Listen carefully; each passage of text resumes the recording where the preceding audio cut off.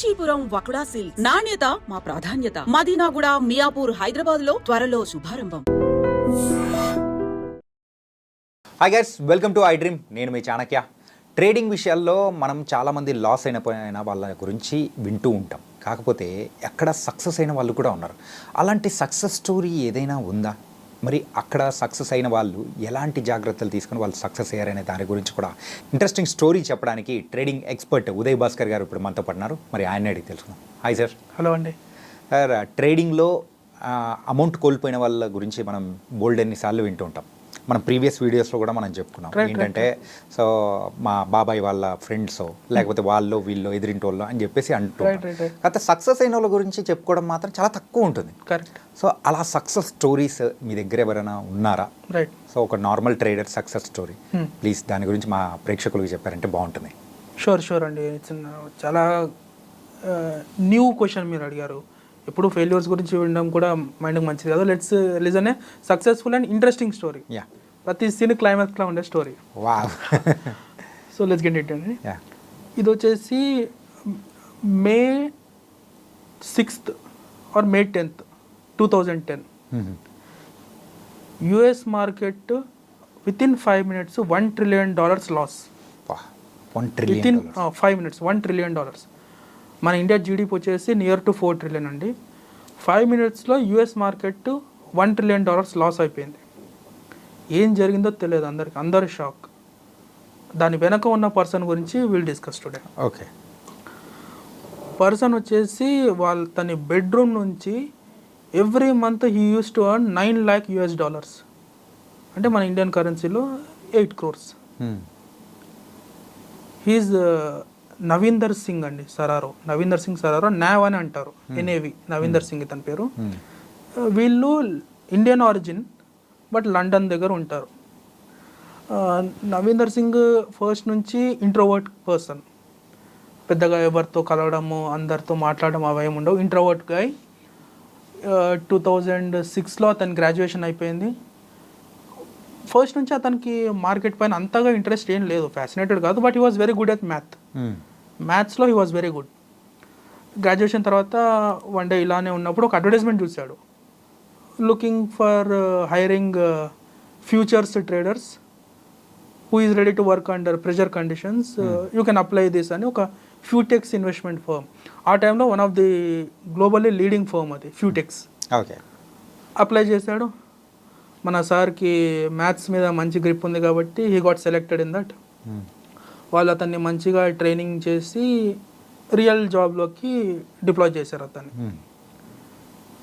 Within 2 years real జాబ్లో join అయిన తర్వాత హీ మేడ్ $2 million ఆ ఫర్మ్లో. Okay. He was one of the top performing traders in that firm. This was around 2008-2009. After certain ఇంత చేస్తున్నా కూడా అతను ఎవరితో కలిసేవాడు కాదు. ఆ ఫర్మ్లో ఫ్లోర్లో కూడా ఏదో ఒక మూలన కూర్చొని హెడ్ ఫోన్స్ పెట్టుకొని అతను వర్క్ అతను చేసుకునేవాడు. సర్టన్ టైం తర్వాత అతనికి ఏమనిపించిందంటే, ఇంత చేసి ఫర్మ్ కోసం ఎందుకు ట్రేడ్ చేయడం, why I should not trade on my own అని చెప్పి జాబ్ రిజైన్ చేసి ఇంటికి వచ్చి మంచిగా తన బెడ్రూమ్లో అంతా సెటప్ చేసుకొని he started trading. He was making consistently $7 lakh, $9 lakh monthly from his bedroom. Everything is there. పొద్దున్న లేవడం, ట్రేడ్ చేయడం, పడుకోవడం, లేవడం, ట్రేడ్ చేయడం, పడుకోవడం. ఇంత చేస్తున్నా నెలకు ఇంత కోట్లు సంపాదిస్తున్నాడు అని చెప్పి వాళ్ళ పేరెంట్స్కి తెలియదు, వాళ్ళ ఫ్రెండ్స్కి తెలియదు, ఎవరికి తెలియదు. అంతా స్మూత్గా అవుతుంది. కమింగ్ టు 2009 టైంలో వచ్చేసరికి ఏమైందంటే యూఎస్లో, and he was in London but trading in US markets. Okay. US మార్కెట్లో ట్రేడ్ చేసేవాడు. డౌ జోన్స్, S&P 500 అని ఉంటాయి అవి. సో 2009-2010 టైంలో ఏమైందంటే హెచ్ఎఫ్టీ ట్రేడింగ్ అనేది స్టార్ట్ అయింది యూఎస్లో. High frequency trading. అంటే జనరల్గా మనం ఏం చేస్తాము, 1-2,000 క్వాంటిటీ ఆఫ్ స్టాక్స్ కొనడం అమ్మడం చేస్తుంటాం. హెచ్ఎఫ్టీ అంటే హై ఫ్రీక్వెన్సీ ట్రేడింగ్. కొన్ని లక్షల్లో ఆర్డర్స్ వాళ్ళు ఇన్స్టెంట్గా బై చేయడం, సెల్ చేయడం అయిపోతుంది స్ప్లిట్ సెకండ్లో. Buy, small profit, exit. HFT trading ఇది. It is completely run by algorithm, అంటే సాఫ్ట్వేర్. ఓకే. సాఫ్ట్వేర్తో ట్రేడింగ్ అనేది స్టార్ట్ అయింది యూఎస్లో ఆ టైంలో 9-10లో. ఇతని స్ట్రాటజీ ఏదైతే ఉందో, this was getting disturbed by this algo HFT trading. అంటే ఇతనికి ఎక్కువ ప్రాఫిట్స్ రావట్లేదు నవీందర్ సింగ్కి ఈ హెచ్ఎఫ్టీ ట్రేడింగ్ వల్ల. Okay. So he was feeling low, profits రావట్లేదు అని చెప్పి కొంచెం లో అవుతున్నాడు. బట్ అతని స్ట్రాటజీ మాత్రం మానుకోలేదు, అతను సేమ్ స్ట్రాటజీతో ఉన్నాడు. ఆఫ్టర్ సర్టెన్ టైం అతనికి ఏమనిపించిందంటే నేను వీళ్ళని కౌంటర్ ఎందుకు చేయొద్దు అని ఏం చేశాడు, అతను మిలియన్స్ ఆఫ్ ఆర్డర్స్ పంపించేవాడు. అతను బై చేస్తున్నట్టు జస్ట్ ఆర్డర్ పంపించేవాడు, అది ఎగ్జిక్యూట్ అయ్యి ట్రేడ్ స్టార్ట్ అయ్యేలోపు మళ్ళీ క్యాన్సిల్ చేసేవాడు అతను నవీందర్ సింగ్. అండ్ ఇప్పటికే సార్ వచ్చేసి ఒక $5 million ప్రాఫిట్స్ తీసేసుకున్నాడు టిల్ నౌ. 2010 ముందే ఆర్డర్స్ పంపించడం, క్యాన్సిల్ చేయడం. హెచ్ఎఫ్టీస్ ఏమో బై చేస్తాయి, మన వాళ్ళు ఏమో సెల్ చేస్తారు. హెచ్ఎఫ్టీస్ లాస్ట్లో వెళ్ళిపోతున్నాయి, ఇతను ప్రాఫిట్స్ సంపాదిస్తున్నాడు. ఓకే. ఇది కంటిన్యూస్గా జరుగుతుంది. యూఎస్లో ఉన్న పెద్ద పెద్ద వాళ్ళకి అర్థం కాలేదు అసలు ఏమవుతుంది, హెచ్ఎఫ్టీస్ ఎందుకు ఫెయిల్ అవుతున్నాయి అని. ఆఫ్టర్ సర్టెన్ టైం ఏమైంది, ఇతను చేసేది హెచ్ఎఫ్టీస్ వాళ్ళకి అర్థం అవ్వట్లేదు, హెచ్ఎఫ్టీస్కి రావాల్సిన ప్రాఫిట్స్ అని ఇతను తీసేసుకుంటున్నాడు. ఇట్లా చేస్తూ చేస్తూ ఏమైందంటే ఇట్లా ఆర్డర్స్ పంపించడం, అది ఎగ్జిక్యూట్ అయ్యేలోపు క్యాన్సిల్ చేయడం. Coming to the date of May 6th అనుకుంటా 2010 మన సార్ వచ్చేసి ట్రేడింగ్ స్టార్ట్ చేశాడు. ఇంతకుముందే 2008లో ఫైనాన్షియల్ క్రైసిస్ వచ్చింది ఆల్ ఓవర్ ద వరల్డ్. అప్పుడు ఏమైందంటే పెద్ద పెద్ద కంపెనీస్ పెన్నీస్కి ట్రేడ్ అవ్వడం స్టార్ట్ అయ్యాయి. గూగుల్, మైక్రోసాఫ్ట్ లాంటివి అంత పెద్ద కంపెనీస్ చాలా చీప్ రేట్కి ట్రేడ్ అవుతున్నాయి మార్కెట్లో. నవీందర్ సింగ్కి ఏమనిపించిందంటే ఓకే క్రైసిస్ అయితే ఉంది మార్కెట్లో, బట్ ఫ్యూచర్ బాగుంటుందని చెప్పి తక్కువ రేట్కి అన్ని కొనడం స్టార్ట్ చేశాడు. Very next week US government నుంచి బెయిల్అవుట్ అనేది వచ్చేసింది $900 million. అంటే వాళ్ళు రిలీఫ్ ప్యాకేజ్ ఇచ్చారు. బాటమ్ నుంచి మార్కెట్ బౌన్స్ బ్యాక్ అయింది. ఓకే. ఈ బౌన్స్ అవ్వకముందే అతను కొని పెట్టుకున్నాడు కాబట్టి ఎనార్మస్ ప్రాఫిట్ వచ్చేసింది అతనికి ఈ బౌన్స్ బ్యాక్లో.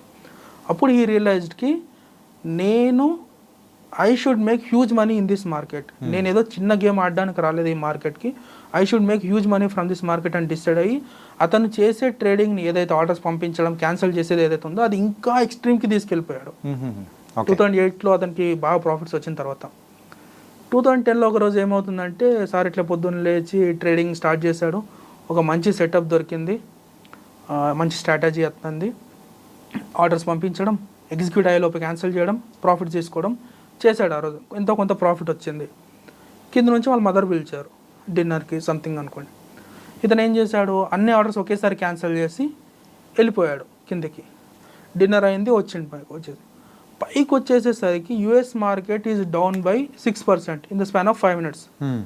అంటే యుఎస్లో టైం సమ్వేర్ అరౌండ్ 2:30, 2:40 అవుతుంది ఆ టైంలో. Okay.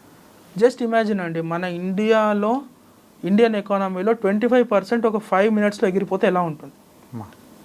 Complete US markets in chaos ఒక 5 minutesకి. అసలు ఏం న్యూస్ లేదు, ఏం లేదు, కంప్లీట్ కేయాస్. ప్రతి స్టాక్ ఫాలో అవుతుంది. ఎందుకు రీజన్ అనేది ఎవరికి తెలియదు, ఏం న్యూస్ లేదు, ఏం రీజన్ లేదు. కాబట్టి మళ్ళీ బౌన్స్ బ్యాక్ అయిపోయింది in the span of 5 to 10 minutesలో. ఈ లోపల మన నవీందర్ సింగ్ డిన్నర్ లంచ్ చేసి పైకి వచ్చేసాడు.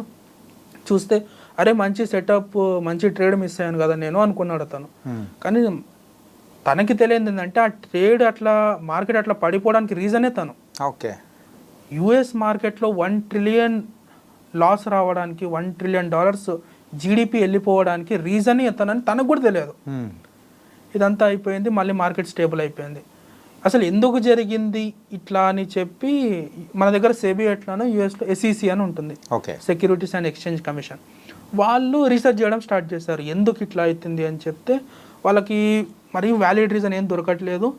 మన నవీందర్ సింగ్ అకౌంట్ నుంచి ఎక్కువ ట్రేడ్స్ వెళ్ళడం చూసి వాళ్ళు ఎందుకు మీరు ఇన్ని ట్రేడ్స్ చేస్తున్నారు, ఎందుకు ఇమీడియట్గా వాటిని క్యాన్సిల్ చేస్తున్నారు, what is the reason behind this అని చెప్పి అడిగితే అతను సమ్ ఇగ్నోరెన్స్ టైప్లో మెయిల్ పెట్టాడు వాళ్ళకి. ఐ డో నాట్ రిప్లై, నేను చెప్పాను అన్నట్టు పెట్టేశాడు. వాళ్ళు కూడా అంత సీరియస్గా తీసుకోలేదు తనని. అయిపోయింది, everything was going smooth. And ఈ గ్యాప్లో ఏమైందంటే నవీందర్ సింగ్ దగ్గర ఒక ఇన్వెస్ట్మెంట్ అడ్వైజర్ వచ్చాడు. Okay. And by this time he made $17 million, $17 million he made money. వచ్చాడు, నేను ఎవ్రీ ఇయర్ నీకు 11% రిటర్న్స్ ఇస్తాను, let me handle your money అంటే తను ప్రాఫిట్స్ అన్నీ అతనికి ఇవ్వడం స్టార్ట్ చేశాడు. అమౌంట్ అంతా నేను ట్రేడింగ్ చేసుకుంటాను, నువ్వు నా అమౌంట్ని హ్యాండిల్ చెయ్యి, ఎవ్రీ ఇయర్ నాకు 11% రిటర్న్ ఇవ్వు అని. అంతా స్మూత్గా అవుతుంది, ప్రాఫిట్స్ వస్తున్నాయి, అతనికి ఇస్తున్నాడు, ఎవ్రీథింగ్ ఈజ్ గోయింగ్ స్మూత్. ఇంకొక ట్రేడర్ ఏంటంటే అసలు ఎందుకు జరిగింది ఈ 2010లో ఈ క్రాష్ ఎందుకు వచ్చిందని రీజన్ వెతకడం స్టార్ట్ చేశాడు. అతనికి తెలిసింది ఏంటంటే ఒకే పర్సన్ మిలియన్స్ ఆఫ్ ఆర్డర్స్ పంపిస్తున్నాడు మార్కెట్కి, అవి ఎగ్జిక్యూట్ అయ్యేలోపే క్యాన్సిల్ చేస్తున్నాడు అని చెప్పి ఇంకొక కనిపెట్టి అక్కడున్న FBI వాళ్ళకి చెప్తే they issued arrest warrant against him, Navinder సింగ్కి. Okay. And fine morning FBI వాళ్ళు వచ్చారు అతని ఇంటికి, అతను అరెస్ట్ చేసి తీసుకెళ్లారు. ఎందుకు అంటే ఇతను చేసేది స్పూఫింగ్ అంటారండి, అది బ్యాండ్ వే ఆఫ్ ట్రేడింగ్, అలా చేయొద్దు. మ్యానిపులేషన్ ఇది, మ్యానిపులేషన్ ఆఫ్ స్టాక్ మార్కెట్. అది ఆర్డర్స్ పంపిస్తే కొనాలి, మళ్ళీ ఇమీడియట్గా క్యాన్సిల్ చేయడం ఏంటి, దట్టు అంత హ్యూజ్ నెంబర్లో మార్కెట్ని మ్యానిపులేట్ చేయడం అయిపోతుంది. అది అరెస్ట్ చేశారు, అతన్ని హియరింగ్ అంతా విని అతని పైన 22 క్రిమినల్ కేసెస్ వేసి 380 years ఆఫ్ ప్రిజన్మెంట్, జైల్ టైం అతనికి శిక్ష పడింది. ఓకే. అతను బెయిల్కి అప్లై చేశాడు. జడ్జి ఏం చెప్పారంటే $5 million ఫైన్ పే చేసి యూ కెన్ లీవ్. సరే నా దగ్గర అంత అమౌంట్ ఉంది కదా, $5 million is not an issue అని చెప్పి అతనికి లాయర్ చెప్పాడు, నా ఇన్వెస్ట్మెంట్ అడ్వైజర్ని కన్సల్ట్ అవ్వండి, అతని దగ్గరే ఉన్నాయి నా ప్రాఫిట్స్ అన్నీ, you can get that money అని. లాయర్ వచ్చేసి ఇన్వెస్ట్మెంట్ అడ్వైజర్ని కన్సల్ట్ అవుతే అతను ఏమంటాడు, నా దగ్గర అమౌంట్ ఏం లేవు, నేను అంతా లాస్ అయిపోయినా. ఇతని దగ్గర నవీందర్ సింగ్ దగ్గర ఉన్న అమౌంట్ అంతా FBI వాళ్ళు ఫ్రీజ్ చేసేసారు. ఓకే. ఇతని దగ్గర ఏం లేదు, అంత జైల్ టైం పడింది శిక్ష. బయటికి వెళ్ళాలంటే బెయిల్ కట్టాల్సిన అమౌంట్ ఇన్వెస్ట్మెంట్ అడ్వైజర్ హ్యాండ్ ఇచ్చేసి. ఇదంతా వాళ్ళకి FBI వాళ్ళకి చెప్తే వాళ్ళకి అర్థమైందంటే ఇతని దగ్గర నిజంగానే మనీ ఏం లేవు, ఇన్వెస్ట్మెంట్ అడ్వైజర్ ఇతన్ని లాస్ చేశాడు అని చెప్పి వాళ్ళు ఆ $5 million ఫైన్ని $50,000కి తీసుకొస్తే వాళ్ళ ఫాదర్, నవీందర్ సింగ్ వాళ్ళ ఫాదర్ వాళ్ళ ఇల్లు తాకట్టు పెట్టి ఏదో చేసి అమౌంట్ తెచ్చి ఇచ్చేసి జైలు నుంచి బెయిల్ తీసుకున్నాడు. ఆఫ్టర్ దట్ వాళ్ళ డీల్ ఏంటంటే హీ షుడ్ హెల్ప్ SEC, ఇట్లాంటి మ్యానిపులేషన్ ఎవరైతే చేస్తున్నారో వాళ్ళని పట్టించాలి అనే డీల్తో అతను బయటకు వచ్చాడు end of the day. Okay. So till now ఈ జర్నీలో హీ మేడ్ 4,000 crores. ఆ టైంలో స్పూఫింగ్ చేస్తూ he earned 4,000 crores from his bedroom. Okay. ఇట్లా అతను still he is working with SEC. What was nice sir. ఏంటంటే చాలా ఇంట్రెస్టింగ్ స్టోరీ. ఆ ట్విస్ట్ అండ్ టర్న్స్ అనేది మీరు స్టార్టింగ్లో ఉంటే కొంచెం ఎగ్జాచురేషన్ అని అనుకున్నా కానీ బట్ నిజంగా that was a very good thing. ఇది ఒక సక్సెస్ స్టోరీగా చెప్పాలో లేకపోతే ఒక ఫెయిల్యూర్ స్టోరీగా చెప్పాలో అర్థం కావట్లేదు. ఎందుకంటే సో అక్కడ వాడు ఎర్న్ చేసుకున్న 4,000 crores అనేది ఎర్న్ చేశాడు, కాకపోతే అది వాడి దగ్గర లేదు. It's completely freezing. సో ఒకవేళ ఎవరైతే అంటే ట్రేడింగ్ చేసిన తర్వాత అమౌంట్ ఉండి తను ఖర్చు పెట్టుకుంటూ ముందుకెళ్తున్నాడు అంటే ఈజ్ ఎ సక్సెస్ మ్యాన్ అనుకోవచ్చు. కాకపోతే ఇప్పుడు తర్వాత దానికి కాంపన్సేటెడ్గా మనోడికి ఏమి ఇచ్చారు, జాబ్ అనేది ఇచ్చేసి it's gone. So it was a different thing. It's a story, అంతే, ట్విస్ట్ అండ్ టర్న్స్. సో ఒక రూమర్ కూడా ఏంటంటే ఆ ఇన్వెస్ట్మెంట్ అడ్వైజర్ మన నవీందర్ సింగ్ కలిసే వాళ్ళని అట్లా లాస్ అయిపోయిందని చెప్పారు, వాళ్ళ దగ్గర అమౌంట్ ఇంకా ఉంది అనేది it's a rumour. Nobody knows what. So ఒకటి ఏంటంటే ట్రేడింగ్లో stock market does not ask about our caste, religion, colour, ethnic background, nothing అండి, except our will to succeed.